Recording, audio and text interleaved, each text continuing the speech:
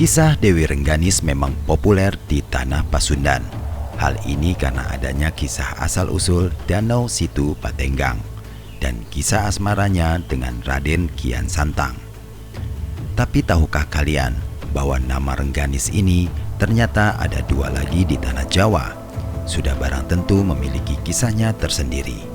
Lalu cerita Rengganis yang mana menurut kalian yang paling menyentuh hati? Begini ceritanya. Sebelum kita lanjut, silakan subscribe bagi yang belum. Terima kasih. Di daerah Pangandaran, Jawa Barat, ada sebuah goa yang bernama Rengganis. Tempat ini adalah salah satu tempat wisata yang sangat populer. Konon katanya, Goa Rengganis ini adalah tempat untuk Dewi Rengganis mandi. Dewi Rengganis di Pangandaran ini menurut cerita masyarakat adalah salah satu putri ke-38 dari Prabu Siliwangi. Ia menikah dengan putra Prabu Haur Kuning dari Kerajaan Galuh yang bernama Pangeran Anggalarang.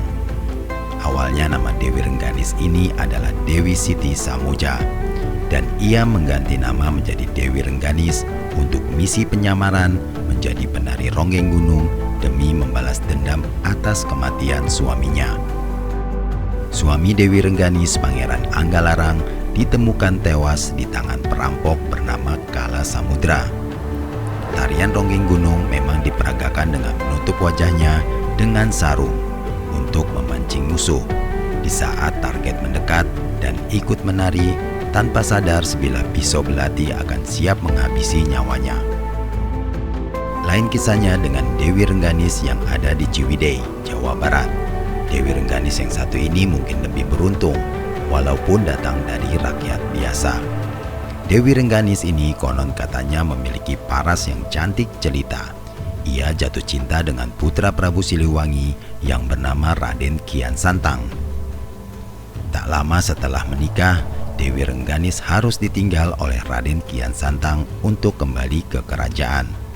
Ia harus membantu kerajaan yang sedang diserang oleh musuh. Setelah beberapa bulan, Kian Santang tidak juga kembali ke rumah, dan Dewi Rengganis memutuskan untuk pergi bertapa mencari wangsit tentang keberadaan Kian Santang. Waktu terus berlalu, dan akhirnya Prabu Kian Santang kembali ke rumah. Namun ia kecewa karena Dewi Rengganis sudah tidak ada lagi di rumah itu. Akhirnya Raden Kian Santang mencari keberadaan Dewi Rengganis di tempat pertapaan. Namun tetap saja tidak ditemukan. Hal ini karena Dewi Rengganis lebih dulu mendapatkan wangsit bahwa Kian Santang sudah pulang dari peperangan. Namun mereka tidak saling jumpa di perjalanan. Singkat cerita, mereka saling mencari satu sama lain. Di situ Patenggang dekat Batu Besar itulah akhirnya mereka bertemu dan melepas rindu. Hal ini diabadikan dengan nama Batu Cinta. Lalu bagaimana kisah Dewi Rengganis yang ketiga? Apakah bisa menyentuh hati kalian? Sebelum kita lanjut, silakan subscribe terlebih dahulu. Terima kasih. Konon katanya Dewi Rengganis yang satu ini adalah anak dari Raja Brawijaya kelima, yang mana raja ini adalah raja terakhir dari Kerajaan Majapahit.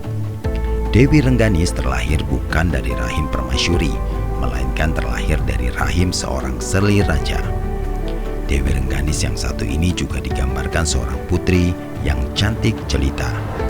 Namun sayang, ia memiliki kelainan saat lahir, di mana Dewi Rengganis ini memiliki dua alat kelamin pria dan wanita sekaligus. Akhirnya saat masih bayi, Dewi Rengganis diasingkan ke Gunung Argopuro yang ada di Jawa Timur. Dan berkat bantuan seorang guru spiritual, kelamin pria Dewi Rengganis dipotong. Dan akhirnya Dewi Rengganis menjadi wanita seutuhnya. Setelah Dewi Rengganis dewasa, akhirnya ia mendirikan kerajaan di puncak Gunung Argopuro. Dan nama salah satu puncak di Gunung Argopuro itu adalah Puncak Rengganis. Namun setelah kerajaan itu runtuh dan Dewi Rengganis dikabarkan telah menjadi pengikut Nyi Roro Kidul. Benar atau tidak? Wallahu a'lam.